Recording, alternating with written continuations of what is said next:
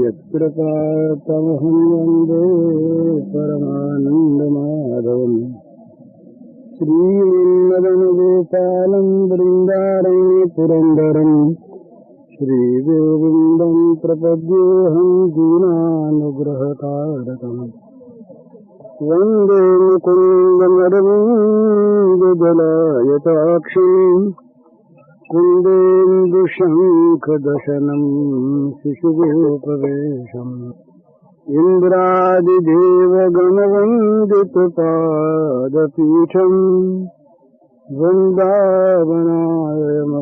वसुदेवसुवनम् नवजलधरवर्णं चम्पकोद्भासिकरणम् विकसितनलिनास्यं विस्फुरन्मन्दहास्यं कनकरुचिदुकूलं चारुबर्हावचूलं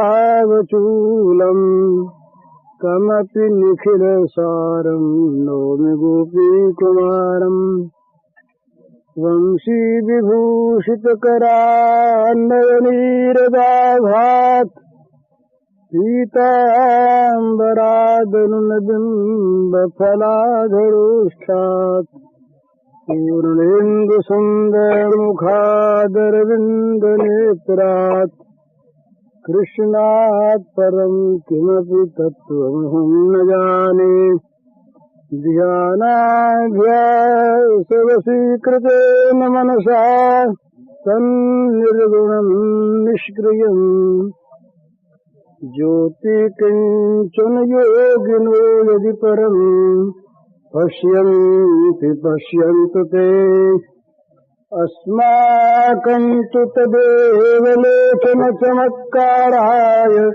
भूयाचरम् कालिन्दीपुलिनेषु यत्किमपि तन् नीलं महो धावति श्री राममय सब जग जानी करऊं प्रणाम जोरि जुगपानी। बड़ी सच्ची बात है, मन का योग भगवान से होना चाहिए। सारे साधन इसी एक परम साधन में पर्यवसित होते हैं, भगवान में मन का संयोग हो। पर बड़ी कठिन चीज है ये, मन का संयोग भगवान में होना ही चाहिए, ये सर्वथा सत्य है। मन का संयोग हुए बिना साधन पथ में मनुष्य अग्रसर नहीं हो सकता, ये सत्य है। पर बड़ी कठिन चीज मन को रोकना। अर्जुन सरीखे महापुरुष जिनका अपने मन पर इतना बड़ा नियंत्रण कि वे उर्वशी को मां कह सकते हैं एकांत में, 12 वर्ष का वनवास निर्वासन युधिष्ठिर से मांग लेते हैं केवल नियम की रक्षा के लिए। जो कहते हैं युधिष्ठिर से कि मैं युक्तिवाद से बचना नहीं चाहता, कोई युक्ति लगाकर अपना बचाव कर लूं, ये मैं सीखा नहीं। वो अर्जुन कराह उठे, बोले महाराज वायुरिव सुदुष्करम, हवा को रोकना जैसे मुश्किल, उसी प्रकार मन का रुकना मुश्किल। भगवान ने और बातों का खंडन भी किया, इस बात को मान असंशयम महाबाहो मनोर्दुर्निग्रहम चलम, निस्संदेह हे शूरवीर। बढ़ाना है, संबोधन जो होते हैं ये भी उसी स्तर के होने चाहिए जिसकी बात कहनी है। अवसर के अनुसार ही रागिनी होती है, संबोधन होते हैं, गाय होते हैं। रण में बिहागनी गाया जाता, भैरवी वहाँ वहाँ दूसरी राग, वहाँ आवश्यकता होती है उसकी बिलावल की, वहाँ बिहार और सोहनी से काम नहीं चलता। तो शूरवीर महाबाहो, तुम बड़े वीर हो, महान भुजाओं वाले हो, तुम्हारा कहना ठीक। असंशयम, मन जो है ये दुर्निग्रह है, बड़ी कठिनता से ये निगृहित होता है, वश में आता है, और मन बड़ा चंचल है। पर अभ्यास और वैराग्य से ये निगृहित हो सकता है, ऐसा भगवान ने कहा। साधारण उत्तर दिया। पर मन के लगने के लिए किसी प्रकार के किसी एक कारण की आवश्यकता होती, जो मन को जबरदस्ती खींच ले। कंस के सामने ये स्थिति आ गई जब कंस ने बड़े भारी बलवान दैत्यों को भेजा नंद के छोटे से बच्चे को मारने के लिए। बड़े बड़े ऐसे दानव गए जिनके लिए कोई संदेह कुछ ठहर ही नहीं था कि ये बच्चों को बिना मारे लौटेंगे। उन सब के मरने का समाचार आ गया। कंस ने बुलाया श्री कृष्ण को, बलराम को, इसलिए कि यहाँ बुलाकर किसी प्रकार से उन्हें मरवा डाला जाए। पर वो मन में उसके इतना भय हो गया कि यहाँ आने पर कहीं मुझको न मार दे। इतनों को मार दिया, यहाँ आकर कहीं मुझको न मार दे, तो उसकी दशा क्या हो गई? भय बन गया। भय ने स्मरण को उद्बुद्ध कर दिया, जगा दिया स्मरण को। रात को सोता कंस घबरा के उठा आया, सपने में देखता है श्री कृष्ण को, जागते में देखता है। एक हिस्टीरिया होता है ना, रोग हिस्टीरिया, जागृत स्वप्न होता है, डॉक्टर साहब जानते हैं, हम तो जानते नहीं, सुनी हुई नहीं। ये होता है जागृत स्वप्न। जागते हुए वो जैसा रे भूत दिखता है, आदमी दिखता है, पेट में दर्द हो गया, हुआ कुछ नहीं, केवल अपनी मानस कल्पना। तो इसी प्रकार वो मन के संकल्प ने मन को श्री कृष्ण स्मरणमय बना दिया। कंस के दिन रात स्मरण होने लगा। इसने साधना नहीं की, तपस्या नहीं की, भय पैदा हो गया। उस भय ने जगा दिया स्मरण को, भूल नहीं सकता था, कारण बना। जल की प्यास लग गई बड़े जोर से। अब वहां ये कहना नहीं पड़ता कि भाई जल का चिंतन करो, जल में मन लगाओ, जल के का अभ्यास करो, जल का चिंतन करो, इसमें बड़ा लाभ है। बल्कि कोई ये कहे कि तुम जल को भूल जाओ, वो कहेगा भूल तो जाए, पर प्यास तो भूल नहीं देती। ये प्यास ऐसी प्रबल लगी हुई है कि 1000 प्रयत्न करने पर भी जल की विस्मृति होती है। तो उस प्यास ने, आवश्यकता ने, अनिवार्य आवश्यकता ने स्मरण को पैदा करना, ये स्थायी स्मरण हो गया। बोले भाई एक बड़ा सुंदर ग्रंथ है, निकुंज लीला था, बड़ा बढ़िया संस्कृत ग्रंथ है, प्रेम पत्तन। इसमें एक प्रसंग आता है, भगवान श्री कृष्ण मथुरा पधार गए। पीछे से श्री गोपांगनाओं की बड़ी विकट स्थिति। ये दूसरी एक चीज है कि भगवान कभी अलग जाते नहीं, प्रेमियों को छोड़कर गए भी नहीं। परंतु ये प्रेम सरिता के 2 तट होते हैं, विप्रलंभ और संयोग। तो विप्रलंभावस्था जो है, ये प्रेम के विश्वास को बढ़ाने वाली होती, प्रेम रस का संवर्धन करती। ये प्रेम रस के बाद ये जो शास्त्र के वेदता हैं वो जानते हैं, सब लोग नहीं समझेंगे। तो श्री गोपांगनाओं की स्थिति बड़ी विकट है और उनमें राधा जी स्थिति तो बहुत ही बड़ी ही शोचनीय। तो एक सखी उनको समझाती, मैं केवल भावानुवाद कहता हूँ। सखी कहती है राधिके तुम बुद्धिमती हो, जो इतना छल कर सकता है, जो इतना कपट कर सकता है, जो इतना धोखा दे सकता है, ये प्रेम राज्य के शब्द हैं। भला इनको लेकर के डरना नहीं चाहिए तो भगवान को ऐसी बात क्यों कहते हैं? भला इसका स्मरण तुम क्यों करती हो? छोड़ो,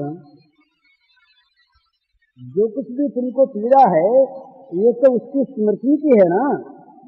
आज भी तुम भूल जाओ, कोई था ही नहीं,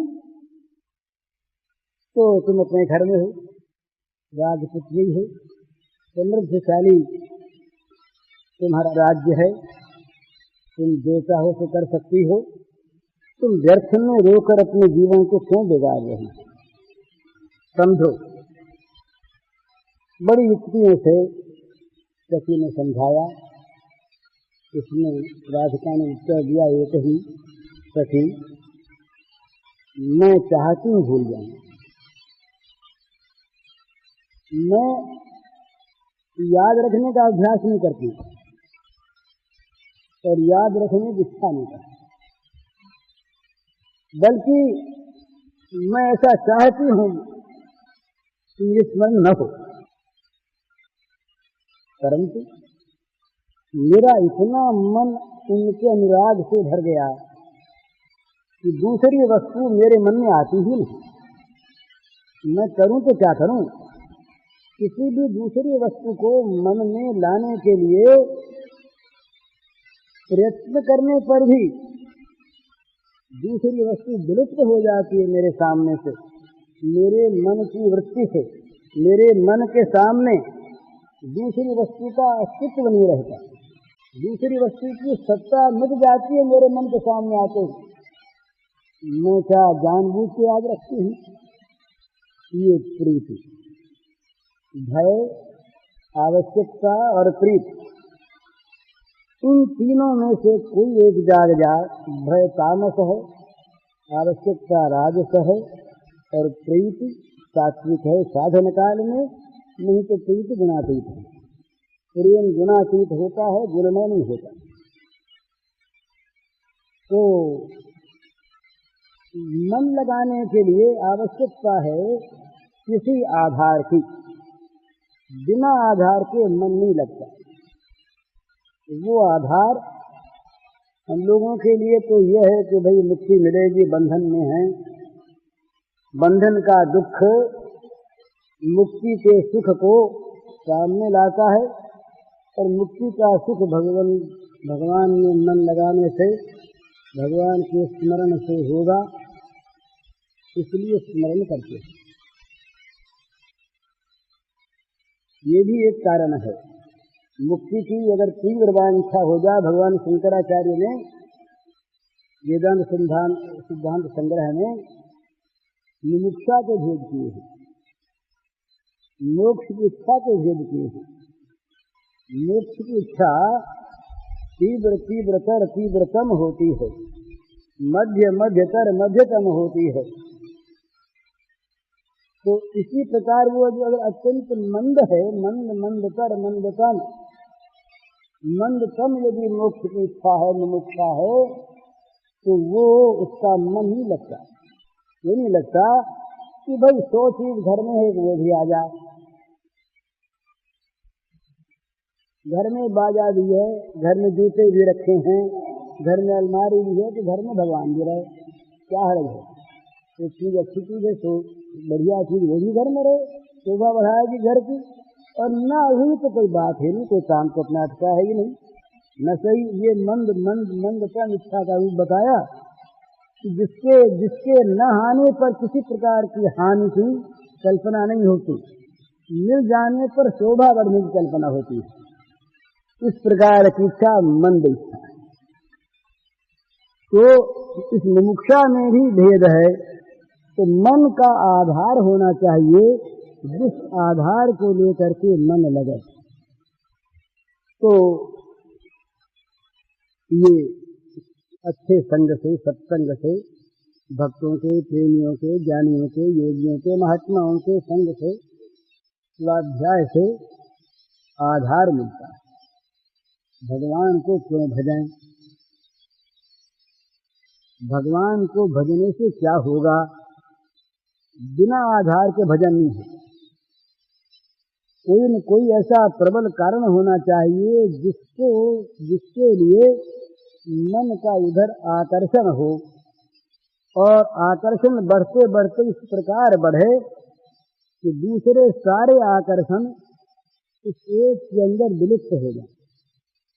यही साधना की उनकी स्थिति है, जहाँ दूसरे सारे के सारे पदार्थ, दूसरी सारी इच्छाएं, दूसरी सारी आवश्यकताएं उस एक में अपने को विलीन कर दे।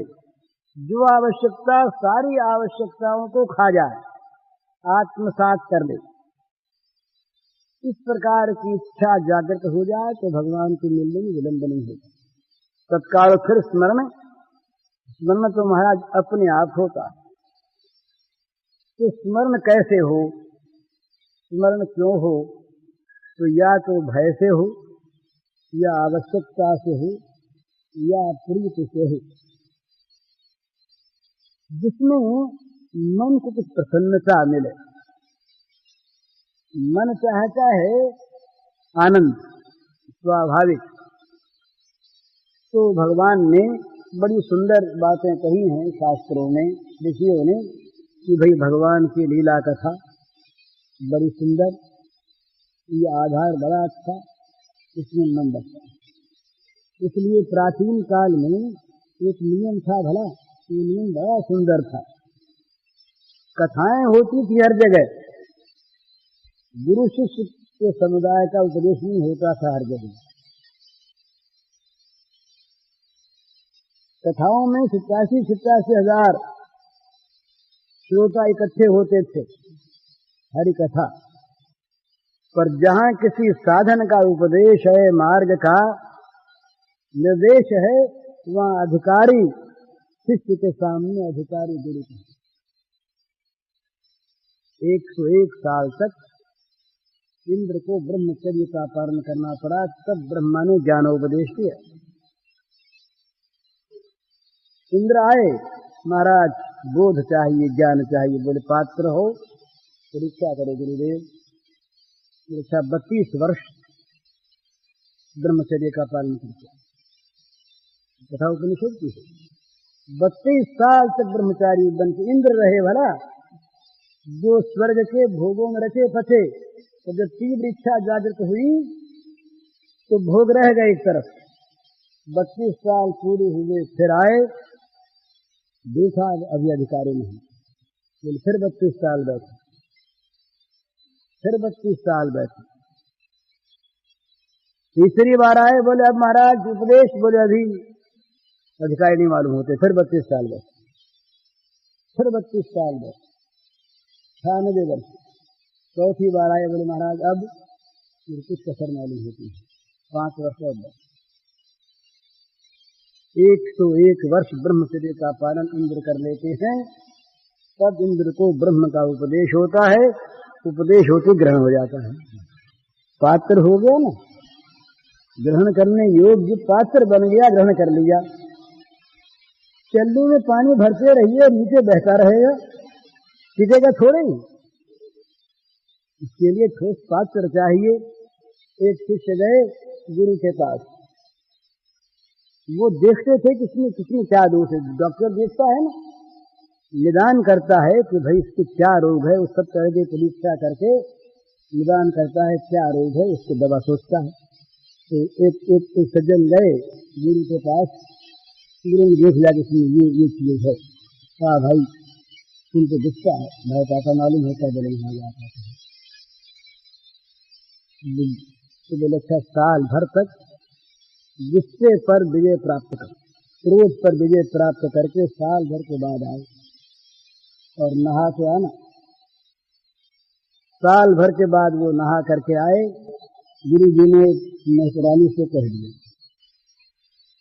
कि देखो एक काम करना, ये जब नहा करके आवे तो इनके बगल से झाड़ू देना, जिससे थोड़ा सा गर्द उड़े, सीना उना नहीं।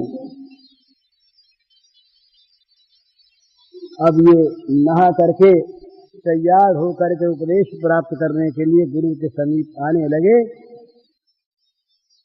नौकरानी ने जरा सी गर्द उड़ा दी, लगी गर्द, गुस्सा आई,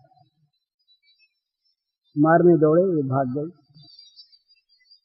शांत होकर गुरु के पास आए। गुरु महाराज बोले तुम मारने दौड़ते हो? अभी तो भैया मारने दौड़ते हो, साल भर फिर तैयार हो, अपने को अधिकारी बनाओ। दूसरे साल फिर नहा धो के आने लगे तो गुरु जी ने कहा तब उसको महरानी को आज एक काम करना, जरा झाड़ू छुआ देना, जो झाड़ू से मैला साफ करती, पूरा साफ करती हो, जरा सा वो झाड़ू छुआ दे। बोले मारेगा तो? बोले मारेगा नहीं, तुम छुआ। तो वो आए, समीप पहुंचे, महरानी खड़ी थी, झाड़ू छुआ दिया, 10-5 गुरबचन कहे और मारने को तो नहीं दे रहे, बके खूब गाली दी। जब आदमी क्रोध में आता है कहे तो बच्चा आए गुरु जी के पास। बोले महाराज बोध प्राप्त हो, 2 वर्ष हो गए। बोले अभी तुमको बोध प्राप्त हो, अभी तुम गाली बकते हो, साल भर फिर तैयार हो, क्रोध का नाश होने पर उपदेश मिलेगा। ठीक, हाँ सच्चा, नहीं तो महाराज उग जाए एक दिन में। बोले ऐसे गुरु को छोड़ो, आए थे उपदेश देने वाले तो साल भर तक नाक रगड़ाता है, नहीं चाहिए ऐसा गुरु, हमें तो अधका ब्रह्म ज्ञान चाहिए अभी। तो ब्रह्म ज्ञान महाराज मिल भी जाता है और वो मान भी लेता है और होता है ब्रह्म ज्ञान, ब्रह्म के बदले भ्रम होता है। तीसरे साल हुआ तब गुरु जी ने कहा आज एक काम करना, मैला वेला तो नहीं, पर पूरे की टोकरी ऊपर डाल देना, पूरे की टोकरी। तब तो मारेगा ही? बोले आज बिल्कुल नहीं मारेगा। 3 साल की लगातार साधना हो गई है। अब वो वहां से नहा करके आए बेचारे, गंगा नहा करके आए, तैयार थी, खड़ी थी। गुरु जी ने कहा डरना उड़ना मत, आज कुछ नहीं करेगा वो, उड़े टोकरी उड़े से ही तब दंडवत करके गिर गए। भैया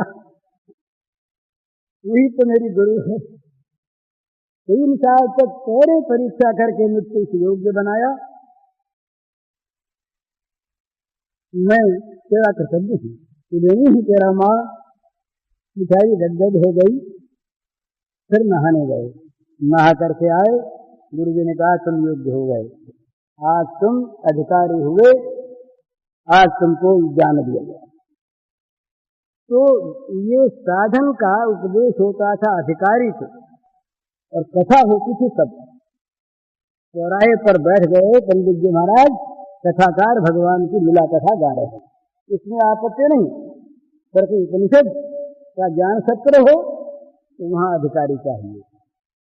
साधन में बताया गया योग का अधिकारी चाहिए, नियम को पालन करके आए हो कि नहीं, योगी से पूछता नहीं तो कहीं इतना स्खलन होगा कि गिर जाएगा, नहीं तुम योग्य हो।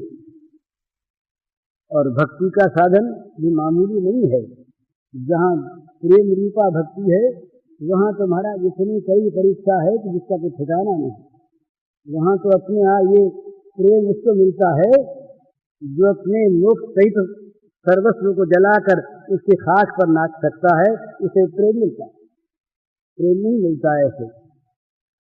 तो साधन जहाँ होता है वहाँ अधिकारी के प्रति इसका उपदेश है।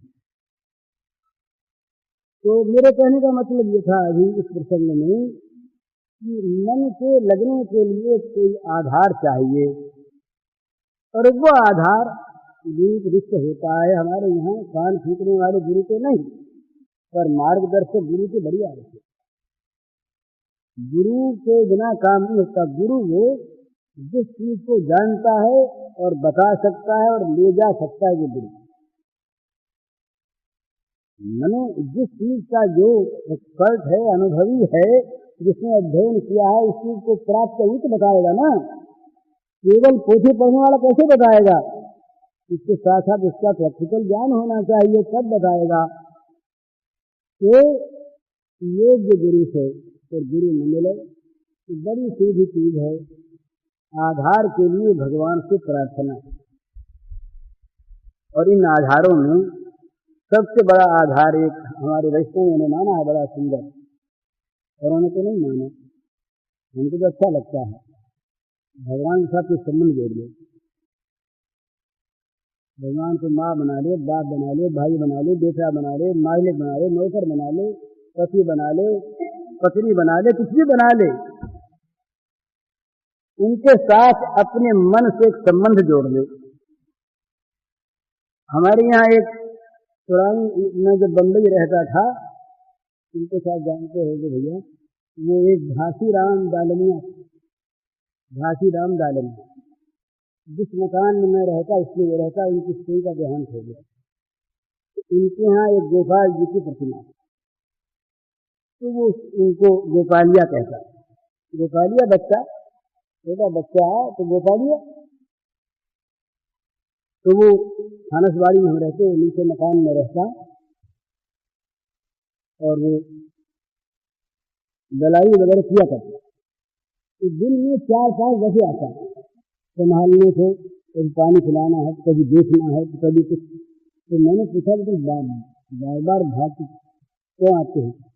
अरे बोले भाई जी, इसको भूख लगी आ गोपालिए थे, तो कहीं प्यास लगी हो और कहीं गर्मी लगती हो, तो बिना संभाले कैसे काम चलेगा?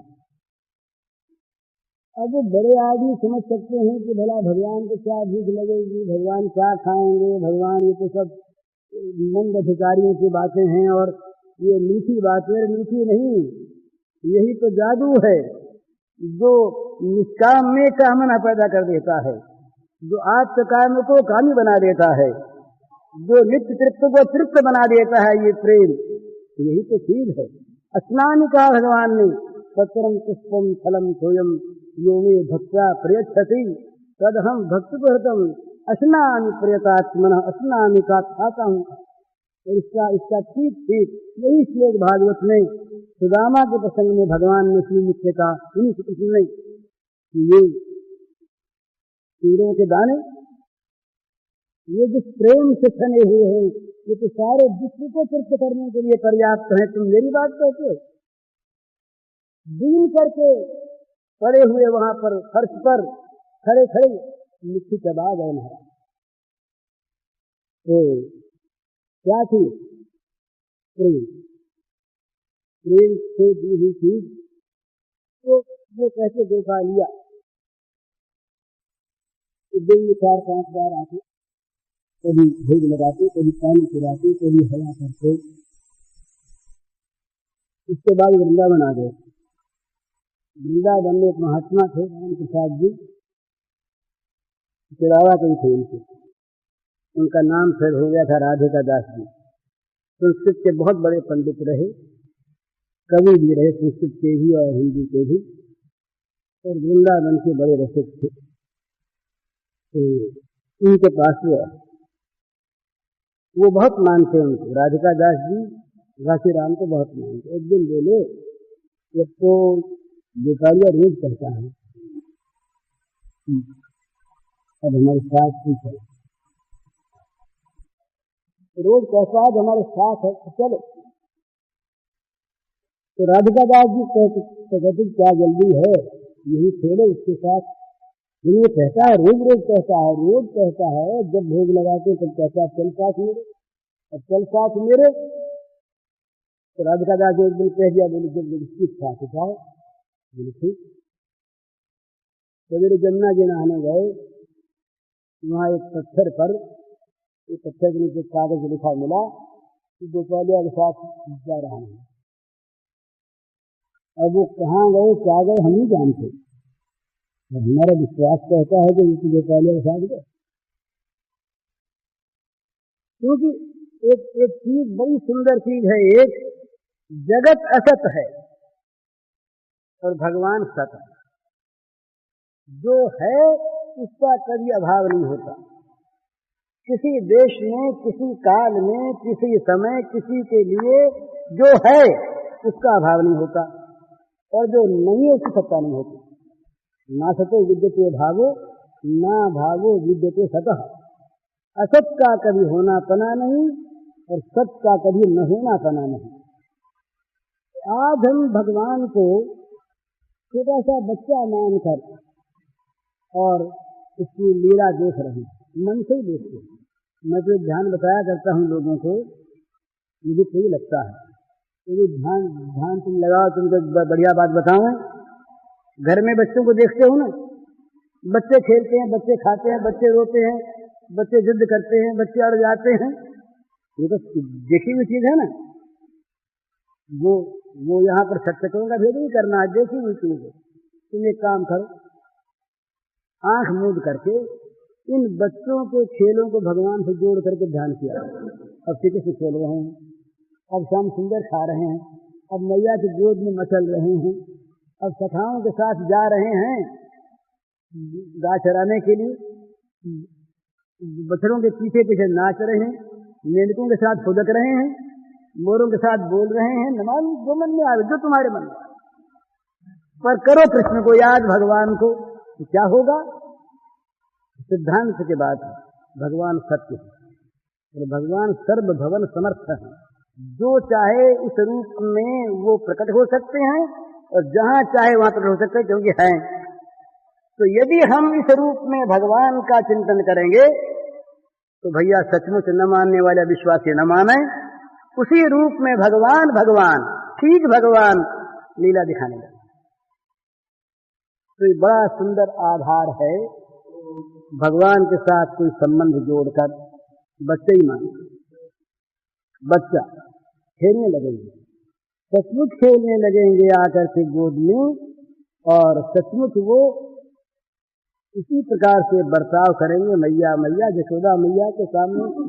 भागवत के इन प्रसंगों को लोग जब कहते हैं तो फिर उनको या तो दूसरी कथा बदलनी पड़ती है, या कहनी पड़ती है भगवान की माया थी, या कहना पड़ता है ऊपरी बात थी, या कहना पड़ता है मानवी लीला थी थोड़े दामोदर बंधन लीला में महाराज।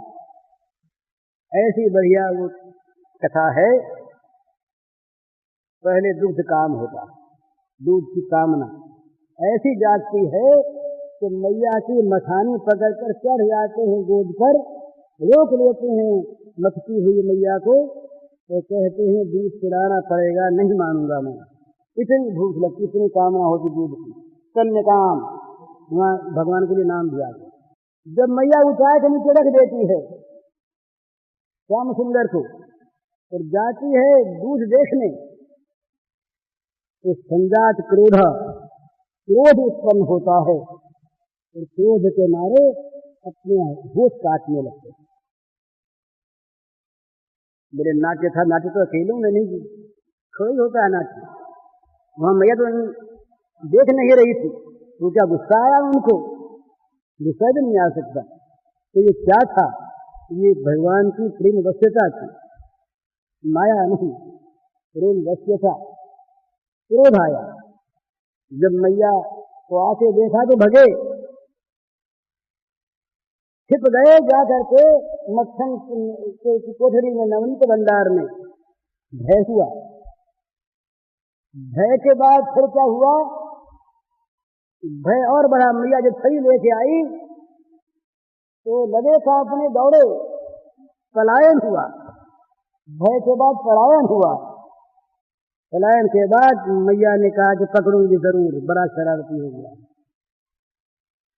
मैया ने पकड़ के बांध लिया, बंधन हुआ। भगवान का बंधन हो गया। और जब बांध करके लेकर के लखुटिया हाथ में मैया जब जलाने लगी तो रोने लगे, क्रंदन हो गया। ये सब क्या चीज है? ये क्या मिथ्या है या केवल माया है, नाट्य है, दंभ है?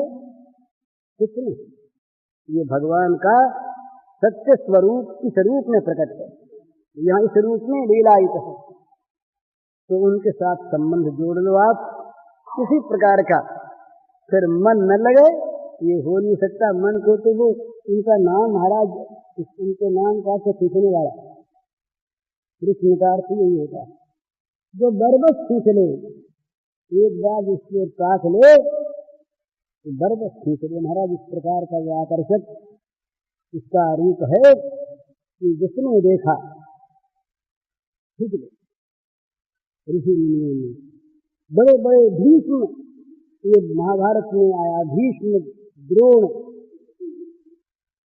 व्यासदेव, जब चेहरे के देख लेते तो महाराज की आंखों की पलकें पड़नी बंद हो जाती, देखते रह जाते। तो उनके सौंदर्य माधुर्य की ओर, उनकी रूप छटा की ओर एक बार यदि हम मन को लगा दें, किसी संबंध को लेकर के बेटे ही बना लें, कोई बात नहीं। श्याम सुंदर हमारा बेटा, हम बात, कोई बात नहीं है। बेटा बेटे भी वही है कौन? अरे आज हमारा जो बेटा है उसके आत्मा में कौन है? दूसरा है। बेटा बन के सारे जगत में तो सबके बेटा कौन बना हुआ, सबका बाप कौन बना हुआ है? भगवान की दृष्टि से क्या भगवान का है क्या? पर लेकिन अपनी साधना के लिए बेटा बना ले, ये कहेंगे ठीक हम बेटे, ठीक पिता की भांति आज्ञा मानेंगे। नंद बाबा, दशरथ महाराज, वसुदेव जी, क्या कहेंगे उनके भाग्य का, उनके बेटे और बड़े आज्ञाकारी बेटे। पिता का संकल्प है, पिता ने आज्ञा नहीं दी, पिता ने कह दिया था कि कैसे तुम्हें दो वरदान देने हैं, जो मांगोगी सो। कैसे इन्हें मांग लिया वनवास और भरत का राज। पिता नहीं कहते कि हम कहते अपने मुंह से, पर सत्य संकल्प स्वयं पिता के सत्य की रक्षा के लिए कहाँ राज्य और कहाँ वन में चले जाते हैं, ऐसे पिता की आज्ञा का। साक्षात भगवान परात्पर ब्रह्म क्यों संबंध, तो भगवान के साथ कोई संबंध जोड़ लीजिए आप, जिससे जोड़ है हर संबंध में अभी वही है। इस संबंध को जरा सा आप ताजा कर लीजिए। ये संबंध बड़ा अच्छा, आत्मा है ये सबका संबंध है, पर आत्मा का संबंध एक व्यापक है ना, इसलिए वहां पर ठीक ठीक मन लगता नहीं। ये तो है ही, ये तो है ही। अहम आत्मा गुडाकेश सर्वभूताशय स्थितः, सारे भूतों के, सारे प्राणियों के हृदय में आत्मा रूप से मैं ही तो विराजमान हूँ। क्षेत्रजन सातिमान बुद्धि, क्षेत्र जो दृष्टा है वो नहीं तो हूँ, भगवान है। तो आत्माकार वृत्ति तो होती नहीं, संबंधाकार जल्दी होती। और संबंधाकार में एक नई बात ये होती है, इसी संबंध के अनुसार भगवान व्यवहार करने लगे। विषय से देख करके कहते हैं भाई क्या बात है, ऐसा व्यवहार भगवान का हो नहीं सकता। वैकुंठनाथ भगवान विष्णु, ऐसी सुंदर बात भागवत में कही। दुर्वासा से बोले, जब दुर्वासा जी चक्र के भय से दौड़ते हुए सारे लोगों में कहीं आश्रय न पाते हुए वैकुंठ में पहुंचे, अबाध गति, बड़ी तीव्र तपस्या, पहुंच करके बाहर से लगे पुकारने, त्राही महाराज बचाओ बचाओ। भगवान ने कहा अरे ब्राह्मण देवता हम नहीं बचा सकते। तो हम गया ब्राह्मण, हरे राम राम राम। प्रश्न उठा क्यों? तो बोले अहम भक्त पराधीनो स्वतंत्र द्विज साधु हृदय भक्ति भक्त जन प्रिय। बोले ब्राह्मण देवता मैं तो पराधीन हूँ, भक्त के पराधीन हूं, मैं स्वतंत्र नहीं। अब जो परम स्वतंत्र है उनके ये वाक्य हैं, भला परम स्वतंत्र के वाक्य में स्वतंत्र नहीं, मैं भक्त के अधीन हूं। दुर्वासा के मन में जिज्ञासा उठी कि भगवान अधीन क्यों है, क्या बात। उत्तर देते हैं भगवान, ये दारागार पुत्राप्तान प्राणान वित्त निमम परम हित्वा माम शरणम यातः कथम शक्ति मुक्त है। दुर्वासा जी, जिसने सब कुछ छोड़कर मुझको अपना लिया, दारागार पुत्राप्तान, स्त्री स्वामी पुत्र बंधु परिवार धन मकान जमीन ये लोक परलोक शरीर हित्वा सबको छोड़कर जो मेरा हो गया उसे मैं कैसे छोड़ दूं। इसके आगे जाकर फिर एक और बड़ी बढ़िया बात कहते हैं कि महाराज एक और कहता हूँ, ऐसे जो भक्त हैं वो मेरे इतने हो गए हैं कि मैं केवल उनका हो गया। महाराज ये कैसे। अब भगवान जो सर्व ज्ञान स्वरूप हैं वो क्या कहते हैं, उनके शब्द हैं, साधु भजन मह्यम साधु नाम भजन स्वहम मदन नित्य न जानन्ति नाहम तेभ्यो मना गति। वो भक्त मेरा हृदय, मैं उनका हृदय। वो जानते हैं केवल मुझको और मैं जानता हूं केवल उनको। उनको जानते ही नहीं। नाहम तेभ्यो मना गति, वो जानते हैं केवल मुझको, मैं जानता हूं केवल उनको। जहां भगवान के साथ संबंध जोड़ेंगे इसी संबंध से भगवान अपने को हमारा बनाकर काम करें। अर्जुन के सखा अर्जुन के लाज शर्म सारी छोड़कर रथ की बागडोर लेके बैठ गए हाथी। जिनकी अगर पूजा होती है राजस्व यज्ञ में भीष्म के सामने और व्यास के सामने, वो रथ की बागडोर लेके बैठ गए, रथ हाँकने लगे। क्या था, सखा थे अर्जुन। अर्जुन अपने थे, अर्जुन मित्र थे। मित्र का कोई काम कर देने में भी जरा भी लज्जा की बात नहीं। उसी प्रकार का संबंध भगवान जोड़े। संबंध यहाँ तक जोड़ लेते महाराज, महाभारत को हमने तो संपादन करके देखा, इतना बढ़िया। यहाँ तक बोल जाते हैं कि पांडवों के बैरी मेरे बैरी हैं, एक दो जगह नहीं, और पांडव मित्र मेरे मित्र। अगर अर्जुन को मारने कोई आया तो मैं तहस नहस कर दूंगा, मेरा शत्रु है, याद रखो। अब जो सबके मित्र हैं, सबके आत्मा हैं, सबके अपने हैं, वो ऐसी बात कैसे कहते हैं? क्या भूल से कहते हैं? क्या आवेश में आ गए? क्या भगवान नहीं है उस समय? क्या ये केवल माया है? कुछ नहीं, ये भगवान का स्वरूपभूत गुण है कि वो प्रेम परवश हैं, ये स्वतंत्र हो। यही तो भगवान की भगवत्ता है कि जिनमें दो विरोधी गुण एक साथ एक समय रह सकें, वो भगवान। अनुरणीयान महतो महियान, वेद की बात ध्यान में आवे कैसे? जो महान से महान और शुद्र से शुद्र, ये हो कैसे? महान से महान शुद्र होगा कैसे? और शुद्र महान से महान होगा कैसे? पर वो ऐसे ही है। अनुरणीयान, रहस्य वही है, दीर्घ वही है, रात वही है, दिन वही है, दिन में वही है, रात में वही है, सृजन वही है, संहार वही है। जो दोनों गुणों में साथ वर्तमान रहते हैं, तो भगवान के साथ एक संबंध जोड़ने की आवश्यकता है।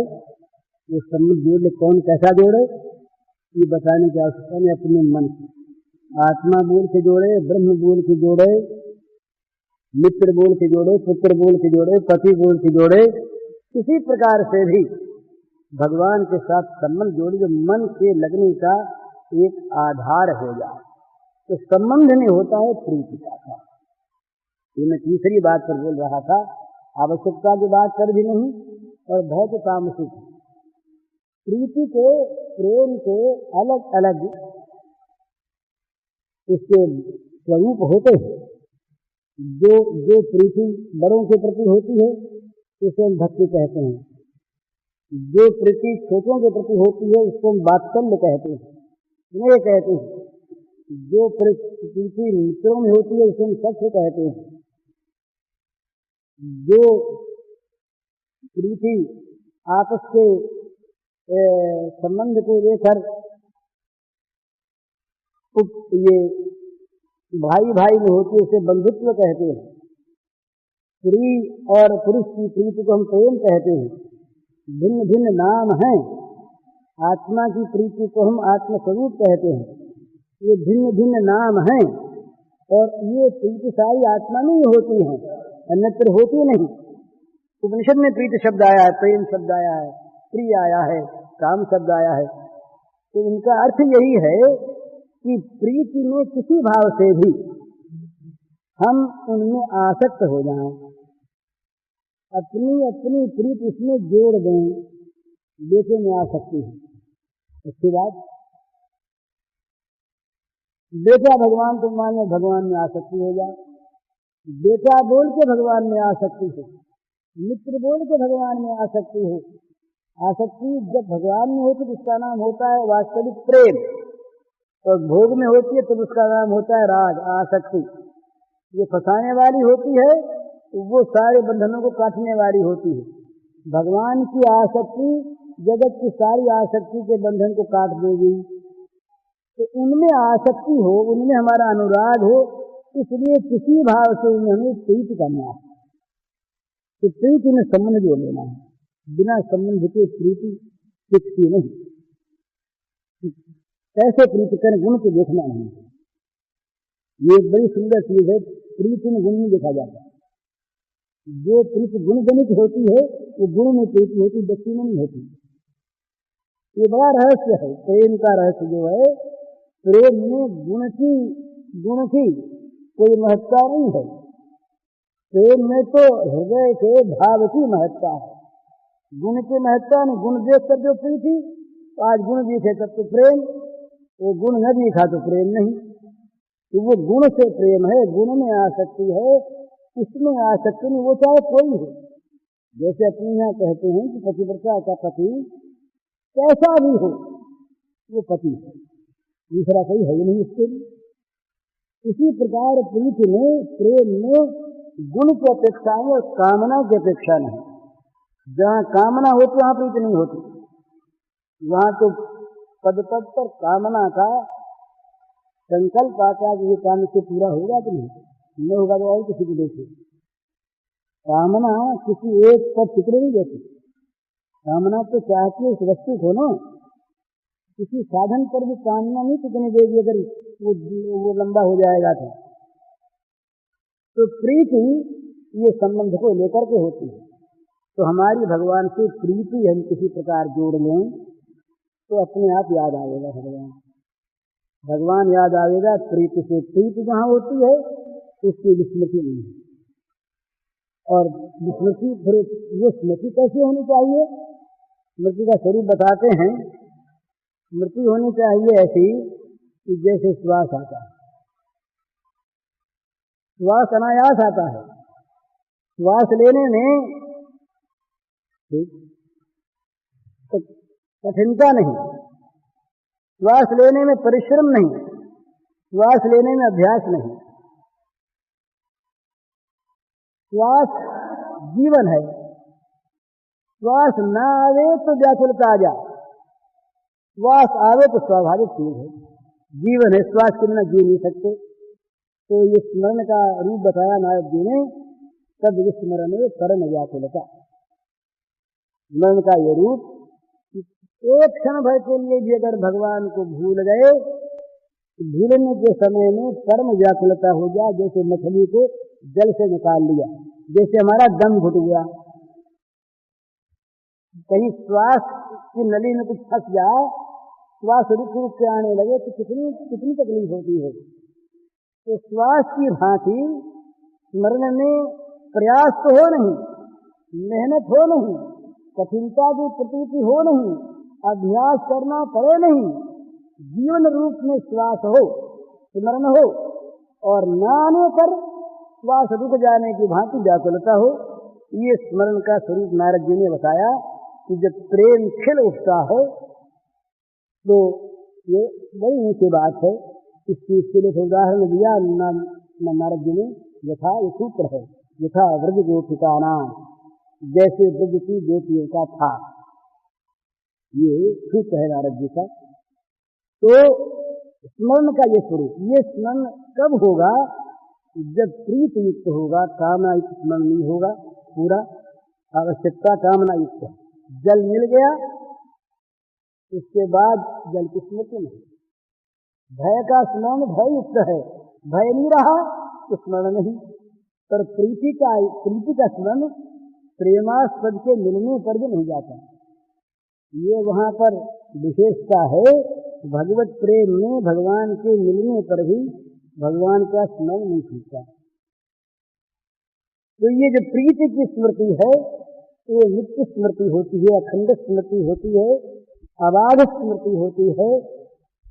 तो ये स्मृति स्वाभाविक हो जाती है। और इस स्मृति में जहां भी अपने मंदिर, एक बड़ी सुंदर भावना है, जहां हमारा प्रेम है, धन का, लोभी का जैसे धन में होता है, शत्रु का जैसे शत्रु के नाश में होता है, वो चीज याद आ जाए तो मन में आनंद आता है। ये प्रेम का नियम है। जिसमें प्रेम है उस वस्तु की स्मृति मात्र आनंद देने वाली होती है। और आनंद बार बार इच्छा करता और याद आवे, आनंद आता है ना, रस आता है। यूं बोले क्या करें, हम तो स्मरण करते करते भूल गए, माला छूट गई, और क्या करें, दूसरा काम आ गया। दूसरा काम तो आ गया पर छूटता नहीं वो, अगर इसमें रस आता होता। दूसरा काम इसके सामने नीरस मालूम होता। युवराज जी ने कहा, जो मुझे राम लागते मीठे तो नवरस खतरस अमरस है, रह जाते सब सीठे। सब फीके पड़ गए होते उसके सामने, रस कोई रहता नहीं अगर वो मीठे लगते। तो मतलब कहने का ये कि प्रीति में मिठास है, मिठास है, वो बार बार स्मरण कराने में हेतु होता है। तो जो प्रीति का स्मरण है वो मधुर स्मरण होता है। ये कभी छूटता नहीं। नाम पाहरू दिवसन से ध्यान तुम्हारा कपाप, कैसे जाए प्राण, स्मरण कभी छूटता नहीं। भक्त कभी राम का स्मरण छोड़ नहीं सकते, छूटता नहीं, क्योंकि वो प्रीति है। इसलिए स्मरण में सबसे अधिक अगर कोई चीज है काम की, सबसे अधिक बहुत चीजें हैं, तो वो है प्रीति। भगवान के साथ कोई संबंध जोड़कर मालिक मान लो, उनके साथ प्रीति का संबंध जोड़ो। हरिओम तत्सत। पूज्य श्री भाई के इस प्रवचन का शीर्षक है भगवत स्मरण का साधन। इसका कैसेट संख्या है 88।